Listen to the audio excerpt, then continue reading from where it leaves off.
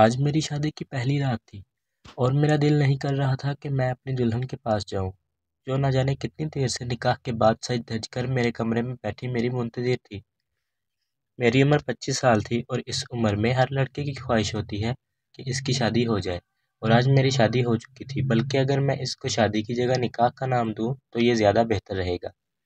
میرے گھر میں نکاح کی ایک چھوٹی سی تقریب رکھی گئی تھی، برقی کم کموں سے تھوڑا سا گھر کو سجایا گیا تھا تاکہ یہ محسوس ہو سکے کہ اس گھر میں کوئی خوشی کا وقت چل رہا ہے۔ یہ گھر میرا نہیں تھا بلکہ میری خالہ کا تھا۔ میرے خالو کا کافی سالوں پہلے انتقال ہو چکا تھا اور میری خالہ اکیلی تھی اور میں بھی اکیلا تھا، اس لیے خالہ نے مجھے کہا کہ تم میرے بیٹے بن کر رہو۔ میرا کوئی بیٹا نہیں ہے، مجھے بھی گھر کی ضرورت تھی اور خالہ کو سہارے کی ضرورت تھی۔ میں خالہ کا محرم تھا، اس لیے بلا جھجک ان کے گھر میں رہنے کے لیے آ گیا۔ میں پچھلے 2 سال سے اس گھر میں رہ رہا تھا۔ یہاں پر خالہ اور اس کی چھوٹی بیٹی رہتی تھی۔ 2 سال پہلے خالہ کی بیٹی کی عمر 12 سال تھی اور میں اسے بچوں کی طرح ہی سمجھتا تھا، لیکن وہی 12 سالہ بچی آج 2 سال کے بعد 14 سال کی ہو کر میری دلہن کے روپ میں میرے کمرے میں بیٹھی ہوئی تھی۔ وہ کمرہ جو خالہ نے اس گھر میں میرے نام کر رکھا تھا اور میں 2 سال سے اس کمرے میں مقیم تھا، لیکن میرے وہم و گمان میں بھی نہ تھا کہ میری شادی خالہ کی 14 سالہ بیٹی سے ہو جائے گی۔ وہ اندر کمرے میں بیٹھی ہوئی تھی اور میں باہر ٹی وی لاؤنج میں صوفے پر بیٹھا ہوا تھا، اور خالہ شاید سونے کے لیے چلی گئی تھی اور تھوڑے بہت مہمان تھے وہ بھی گھر واپس چلے گئے تھے، لیکن میں اس شش و پنج میں تھا کہ کمرے میں جاؤں یا نہ جاؤں۔ مجھے بہت برا محسوس ہو رہا تھا کہ میں ایک 14 سالہ لڑکی کے پاس جاؤں اور وہ ایک بیوی کی طرح رد عمل ظاہر کرے، کیونکہ وہ جیسی بھی تھی بچی ہی تھی۔ میں نے بس خالہ کے کہنے پر یہ شادی کی تھی۔ ہاں، اگر ہانیہ تھوڑی سی بڑی ہوتی، وہ 14 کی جگہ 18 یا 20 سال کی ہوتی تو پھر بھی میں اس شادی سے خوش ہوتا، کیونکہ وہ بہت پیاری لڑکی تھی اور مجھے کوئی اعتراض نہ ہوتا۔ مجھے اعتراض صرف اور صرف ہانیہ کی کم عمری پر تھا، اس سے زیادہ مجھے کوئی اعتراض نہیں تھا، لیکن خالہ نے کچھ اس طرح سے مجھے جذباتی طور پر بلیک میل کیا کہ میں انکار نہ کر سکا۔ میں نے تو خالہ سے یہ تک کہہ دیا تھا کہ میں نکاح کر لوں گا، لیکن ابھی رخصتی کی بات رہنے دیں، جب وہ بڑی ہو جائے گی تو آپ رخصتی کر دینا۔ لیکن خالہ نے کہا کہ نہیں، رخصتی بھی آج ہی کرنی ہے۔ مجھے رخصتی والی بات سمجھ میں نہیں آئی۔ اصل میں تو ہم ایک ہی گھر میں رہتے تھے، ایسا نہیں تھا کہ ایک گھر سے دوسرے گھر ہانیہ کو رخصت ہو کر جانا تھا۔ رخصتی سے میرا مطلب یہی تھا کہ جس طرح سے میاں بیوی ایک ازدواجی زندگی کی شروعات کرتے ہیں، وہ شروعات ہم ابھی نہیں کریں گے، جب ہانیہ بڑی ہو جائے گی تب کریں گے، یعنی آج سے 4-5 سال کے بعد۔ کیونکہ میں اتنی چھوٹی سی لڑکی سے شادی کرنے کو قانوناً جرم سمجھتا تھا، اور یہ واقعی قانوناً جرم تھا، اس لیے خاموشی سے خالہ نے میرا نکاح کروا دیا تھا، ورنہ اگر بات پولیس تک جاتی تو پولیس ہمارے گھر آ جاتی، کیونکہ اب ان معاملات میں بہت سختی آ چکی تھی۔ اس نکاح کو لے کر میں کافی حد تک خوف زدہ بھی تھا۔ میرا مستقبل بھی اس نکاح کی وجہ سے خراب ہو سکتا تھا۔ اگر کسی نے پولیس میں جا کر یا کورٹ میں جا کر چغلی کھائی کہ میں نے ایک مائنر یعنی کمسن لڑکی سے نکاح کیا ہے، تو یقیناً مجھے کوئی نہ کوئی سزا تو مل ہی جانی تھی۔ میں انہی سوچوں میں مستغرق ہو کر لاؤنج میں صوفے پر کھیلا ہوا تھا کہ میری خالہ کے کمرے کا دروازہ کھلا اور وہ اٹھ کر آ گئی اور میری طرف حیرت سے دیکھنے لگی اور مجھ سے کہا کہ تم ابھی تک اپنی دلہن کے پاس نہیں گئے، وہ تمہارا انتظار کر رہی ہے۔ خالہ کے منہ سے یہ بات سن کر مجھے نہ جانے کیوں عجیب لگا تھا۔ میں اپنے ذہن میں سوال کا جواب سوچ رہا تھا کہ خالہ کو کیا جواب دوں۔ میں ان سے کیا کہتا کہ میں دلہن کے پاس نہیں جانا چاہتا۔ اگر وہ واقعی میں دلہن بننے کے قابل ہوتی تو مجھے جانے میں کوئی اعتراض نہیں تھا، لیکن وہ تو ایک چھوٹی سی 14 سالہ بچی تھی اور اس کی عمر تو گڑیا سے کھیلنے کی تھی۔ میں نے کہا کہ میری طبیعت ٹھیک نہیں ہے، تو خالہ نے کہا کہ کوئی بہانہ نہیں چلے گا، تمہیں دلہن کے پاس جانا ہوگا۔ میں نے بڑے ارمانوں سے اپنی بیٹی کی شادی کی ہے، اب اس طرح سے تم میری بیٹی کو دھتکار نہیں سکتے ہو۔ خالہ کی بات پر میں حیران ہو گیا۔ دھتکارنے والی بات کہاں سے آ گئی؟ وہ شاید میری بات سمجھتے ہوئے بھی نہیں سمجھ رہی تھی۔ مجبوراً مجھے وہاں سے اٹھنا پڑا اور ہانیہ کے پاس جانا پڑا۔ جیسے ہی میں نے کمرے کا دروازہ کھولا تو دیکھا کہ ہانیہ مکمل دلہن کے روپ میں بہت تیار ہو کر سر جھکائے بیٹھی ہے۔ مجھے نہ جانے کیوں ہانیہ کا بہت دکھ ہوا تھا۔ وہ چھوٹی سی بچی تھی اور خالہ کی ضد کی وجہ سے ہم دونوں اس بے جوڑ رشتے میں بندھ گئے تھے، لیکن میں نے فیصلہ کر لیا تھا کہ میں اس کے ساتھ کچھ برا نہیں کروں گا جب تک وہ 18 سال کی نہیں ہو جاتی۔ میں اس کے قریب جا کر کھڑا ہو گیا لیکن بیٹھا نہیں تھا۔ میں نے اس سے کوئی بات نہیں کی۔ وہ سر جھکائے بیٹھی تھی۔ وہ اس وقت اتنی حسین لگ رہی تھی کہ میں اس کے حسن کو الفاظوں میں بیان نہیں کر سکتا۔ اس کی عمر 14 سال تھی لیکن اس کا میک اپ کچھ اس طرح سے کیا گیا تھا کہ وہ اپنی عمر سے بڑی لگ رہی تھی۔ لیکن میک اپ سے کیا ہوتا ہے؟ وہ تو اتنی بڑی نہیں نا تھی، تو وہ چھوٹی ہی، اور میں کیسے اس کے ساتھ ازدواجی تعلق قائم کر سکتا تھا؟ میں نے خاموشی سے تکیہ اٹھایا اور سامنے صوفہ پڑا ہوا تھا، وہاں پر جا کر سونے لگا تو اس نے حیرت سے میری طرف دیکھا۔ پھر تھوڑی دیر بعد بولی کہ آپ بیڈ پر ہی سو جائیں، صوفہ بہت چھوٹا ہے اور آپ کا قد دراز ہے، آپ کو سونے میں پریشانی ہوگی۔ اس کی بات سن کر میں حیران رہ گیا تھا کہ وہ چھوٹی سی تھی لیکن بات اس نے بڑوں جیسی کر دی تھی۔ مجھے لگا کہ وہ میرے قریب آنے سے گھبرا جائے گی، اس لیے میں نے صوفے پر سونے کا فیصلہ کر لیا تھا۔ لیکن جب وہ خود ہی کہہ رہی تھی کہ اسے کسی قسم کا خوف نہیں ہے تو پھر مجھے بھی آرام کی ضرورت تھی۔ میں صبح سے بہت تھکا ہوا تھا۔ میں نے تکیہ واپس اپنی جگہ پر رکھا اور آنکھ بند کر کے لیٹ گیا۔ میری آنکھیں بند تھیں لیکن میرا دماغ جاگا ہوا تھا۔ میں نے محسوس کیا تھا کہ ہانیہ ابھی تک بیٹھی ہوئی ہے۔ کیا وہ میرے انتظار میں بیٹھی ہوئی تھی؟ میں نے آنکھیں کھول کر اس کی طرف دیکھا تو وہ مجھے ہی دیکھ رہی تھی۔ پھر میں نے اس سے کہا کہ تم جا کر یہ بھاری بھرکم لباس تبدیل کر کے آؤ اور سو جاؤ، مجھے بھی نیند آ رہی ہے۔ لیکن مجھے پتہ نہیں کیوں لگا تھا کہ میری بات سن کر اس کو مایوسی ہوئی تھی، حالانکہ میری بات سن کر اس کو اطمینان ہونا چاہیے تھا۔ میرے حساب سے تو اسے ازدواجی تعلق کا کچھ علم ہی نہیں ہوگا جتنی چھوٹی وہ تھی۔ پھر تھوڑی دیر بعد وہ ڈریسنگ روم میں چلی گئی، اس نے اپنا لباس تبدیل کیا اور میرے برابر لیٹ گئی تو میں نے اٹھ کر لائٹ آف کر دی۔ لیکن سوتے وقت مجھے پتہ نہیں کیوں محسوس ہو رہا تھا کہ وہ بار بار سرک کر نیند میں میری طرف آ رہی ہے۔ میں بار بار اسے پھر سے اس کی جگہ پر آرام سے دھکیل دیتا، لیکن پھر سے وہ سرک کر میرے قریب آ جاتی۔ وہ شاید نیند میں تھی یا اس کو زیادہ نیند میں پہلو بدلنے کی عادت تھی۔ وہ تو نیند میں یہ حرکت کر رہی تھی لیکن میں تو جاگ رہا تھا نا۔ صرف میں ہی نہیں جاگ رہا تھا، اس کی یہ حرکت میرے جذبات کو بھی بیدار کر رہی تھی۔ میرے سامنے ایک لڑکی تھی، وہ بھی جائز حق کے ساتھ میرے ساتھ تھی۔ میں چاہتا تو اس سے اپنا حق وصول کر سکتا تھا، لیکن میرا ضمیر گوارا نہیں کر رہا تھا کہ اتنی چھوٹی سی بچی کے ساتھ میں اس طرح کا تعلق استوار کروں، وہ بھی وقت سے پہلے، اور یہ قانوناً جرم تھا۔ کل کو اگر پولیس کو اس شادی کی خبر ہو بھی جاتی تو ہانیہ کے میڈیکل چیک اپ کے بعد مجھے کوئی سزا نہیں ہونی تھی، کیونکہ ثابت ہو جاتا کہ بے شک میں نے صرف نکاح کیا تھا لیکن اس کے ساتھ کوئی بھی تعلق قائم نہیں کیا تھا۔ میں بہت دور کی سوچ رہا تھا اور میں صحیح سوچ رہا تھا، اس لیے میں نے بہتر یہی سمجھا کہ میں اس سے دور رہوں۔ ساری رات میں بے چین ہی رہا اور صبح جب میری آنکھ کھلی تو بہت دیر سے کھلی تھی۔ میں نے دیکھا ہانیہ سو رہی ہے۔ میں آرام سے اٹھ کھڑا ہوا اور گھر سے باہر نکل گیا اور سارا دن بے چین سا رہا۔ میں نوکری کی تلاش میں تھا کہ مجھے جلدی نوکری مل جائے، لیکن مجھے بہت بے چینی ہو رہی تھی ہانیہ کو لے کے۔ میں کیسے اس کے ساتھ اتنے سال ایک کمرے میں گزار سکتا ہوں؟ میں نے سوچا کہ میں خالہ سے بولوں گا کہ ہمارا کمرہ الگ کر دیں جب تک کہ وہ 18 سال کی نہیں ہوتی۔ ہانیہ ایک دراز قد لڑکی تھی اور بے حد خوبصورت تھی، مجھے کسی گڑیا کی مانند لگتی تھی، لیکن میں نے اسے ہمیشہ بچوں کی طرح ہی ٹریٹ کیا تھا۔ میں زیادہ ہانیہ سے بات چیت نہیں کیا کرتا تھا۔ میں 2 سال سے اس گھر میں ایسے رہ رہا تھا جیسے میں اس گھر میں موجود ہی نہیں ہوں۔ میں سارا دن تقریباً گھر سے باہر رہتا تھا اور صرف کھانے اور سونے کے لیے ہی گھر آتا تھا، یا پھر خالہ کوئی کام کہہ دیتی تھی تو تب ہی ان کے لیے سودا سلف لانے کے لیے گھر آ جاتا تھا، یا بجلی کا بل جمع کروانا ہوتا تھا۔ میں ایسے ہی چھوٹے موٹے کام خالہ کے کر دیا کرتا تھا۔ میں بلا ضرورت گھر پر بیٹھنے رہنے والے لڑکوں میں سے نہ تھا۔ میں گھر سے باہر نکلتا تھا، روزگار کی تلاش میں، نوکری تو نہیں ملتی تھی لیکن کچھ نہ کچھ کام لازمی کرتا تھا تاکہ کچھ پیسے ہاتھ آ سکیں۔ خالہ کے گھر میں میری زندگی بہت پرسکون گزر رہی تھی کہ ایک دن خالہ نے مجھ سے ایسی فرمائش کر دی جس کا میں تصور بھی نہیں کر سکتا تھا۔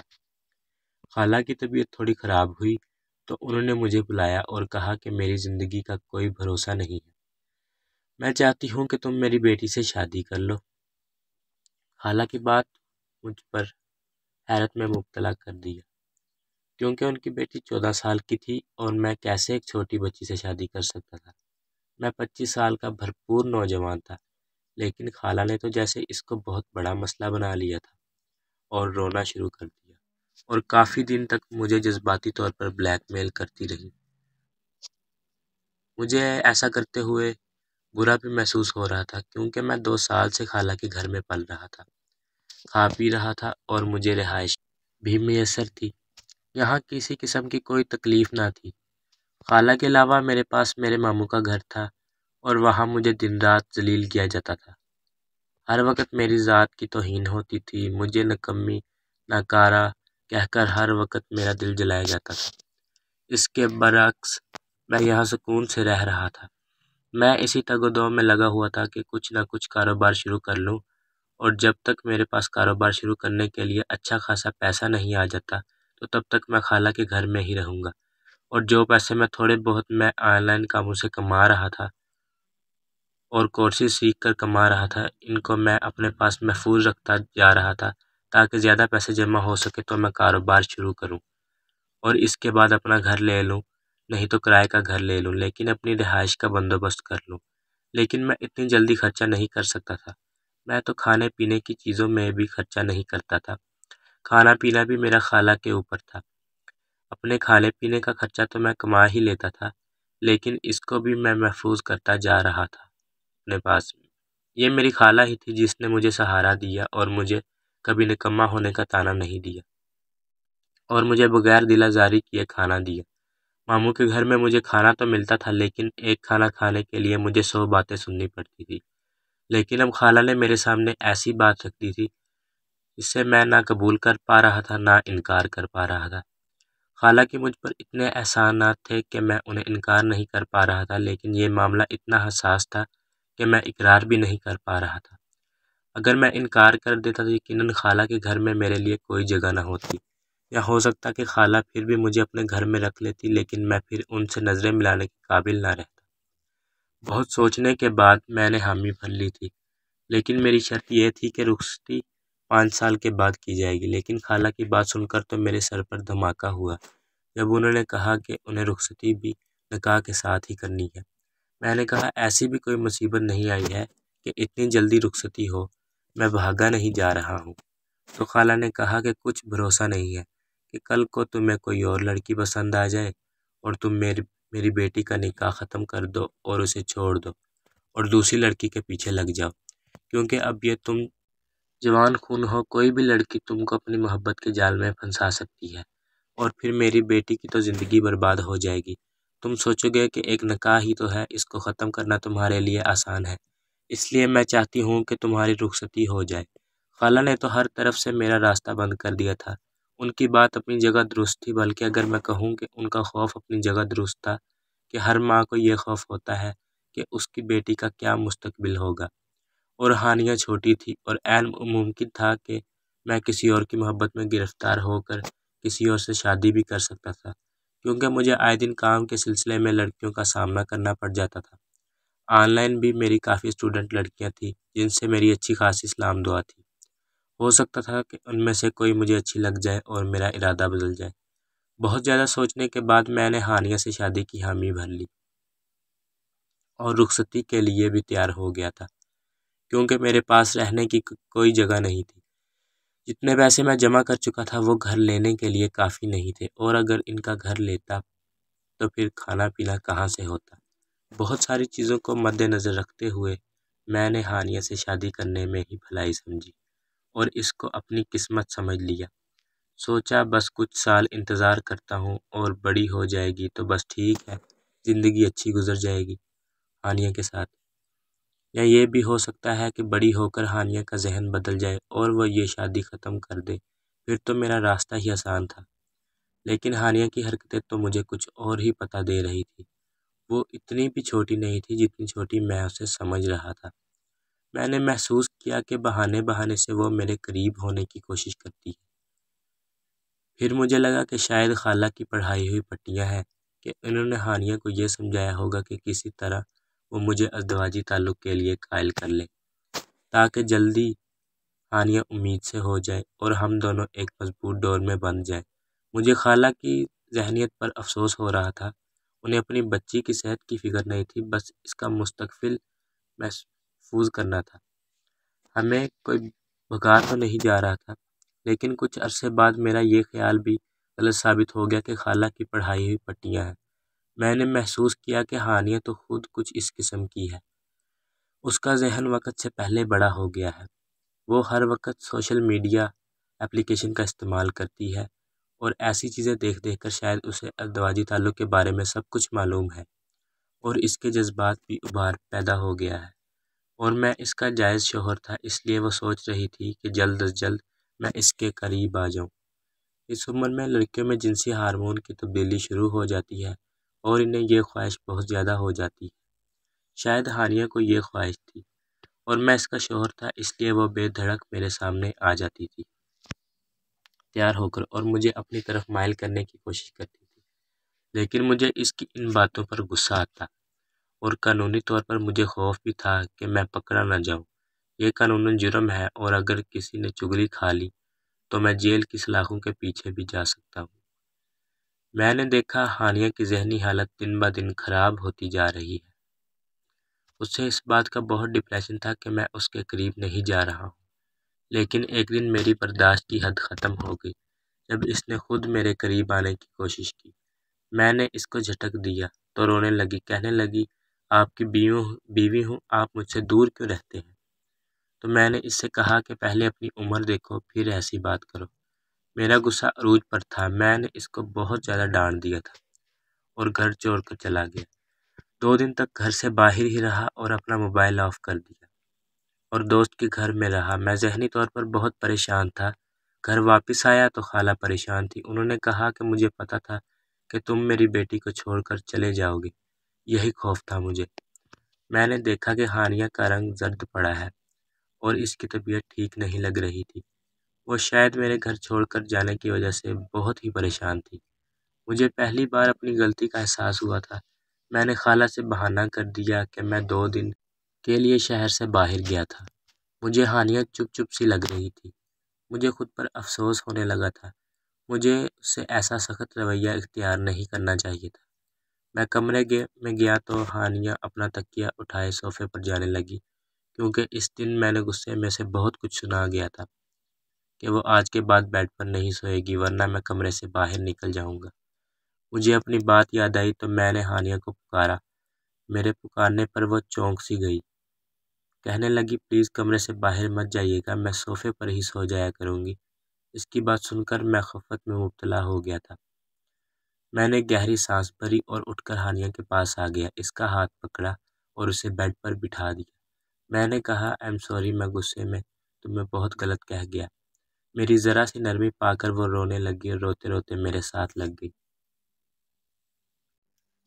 میں نے اس دفعہ اسے خود سے پیچھے نہیں کیا تھا بلکہ اسے اپنے ساتھ لگا لیا۔ وہ سسکیوں سے رو رہی تھی، کہنے لگی مجھے پتا ہے کہ میں آپ کو بہت بری لگتی ہوں، آپ نے امی کے مجبور کرنے پر شادی کی ہے۔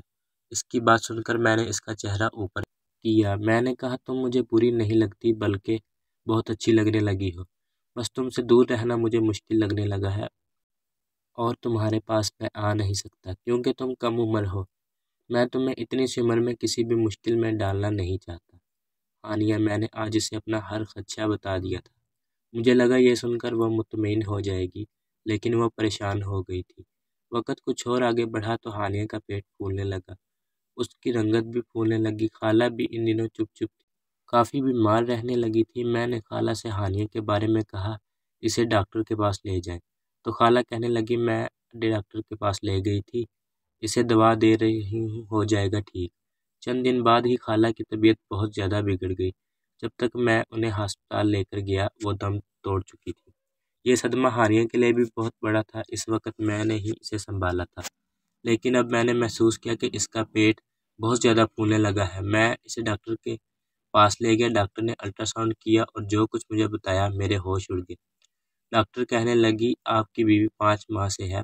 یہ سن کر تو میرا دماغ گھوم کے رہ گیا تھا۔ میں جسے بچی سمجھ رہا تھا اس کے پاس نہیں جاتا تھا وہ کم عمری میں بدکاری کر کے آئی تھی اور اپنا گناہ مجھ سے چھپانے کے لیے مجھ سے شادی کی تھی۔ خالہ کی افراتفری مجھے اب سمجھ آئی تھی۔ ہانیہ کا میرے قریب آنا مجھے اب سمجھ آیا تھا۔ میری عقل حیران تھی کہ اتنی سی عمر میں ہانیہ یہ سب کیسے کر سکتی تھی۔ ڈاکٹر کہنے لگے، آپ کی بیوی بہت کم عمر ہے، اس کا بہت خیال رکھیں ورنہ ڈلیوری میں مشکل پیدا ہو سکتی ہے۔ میں جب گھر واپس آیا تو ہانیہ کو کمرے میں لے گیا، اسے بیڈ پر لے جا کر پٹکا۔ میں نے کہا، مجھے نہیں پتا تھا کہ اتنی سی عمر میں تم یہ سب بھی کر سکتی ہو۔ تمہیں اور خالہ کو میں ہی ملا تھا تمہارا گناہ چھپانے کے لیے۔ وہ رونے لگی، کہنے لگی میرا کوئی قصور نہیں ہے، میرے اسکول ٹیچر نے زبردستی میرے ساتھ۔ یہ کہہ کر وہ رونے لگی، کہنے لگی امی مجھے ڈاکٹر کے پاس لے گئی تھی، لیکن ڈاکٹر نے ابارشن سے منع کر دیا تھا کہ وہ تکلیف نہیں سہ سکتی۔ یہ سن کر میں سر پکڑ کر بیٹھ گیا تھا۔ ہانیہ کہنے لگی مجھے طلاق مت دیجیے گا، بے شک آپ دوسری شادی کر لیں، لیکن مجھے تنہا مت چھوڑیے گا۔ میرا کوئی قصور نہیں ہے، وہ واقعی بے قصور تھی۔ میں نے اس کے اسکول ٹیچر پر کیس کر دیا، بچہ ہوتے ہی اسے مجرم بھی ثابت کر دیا، سزا بھی دلوا دی، لیکن ہانیہ کو بے آسرا نہیں چھوڑ سکتا تھا، اور نہ اس کے بچے کو، وہ بھی بے قصور تھا۔ میں نے ہانیہ کے ساتھ اس بچے کو بھی اپنا لیا جو کہ ایک مشکل امر تھا۔ اگر آپ کو یہ کہانی پسند آئی ہو تو اس ویڈیو کو ضرور لائک کر دیں اور چینل کو سبسکرائب کر دیں۔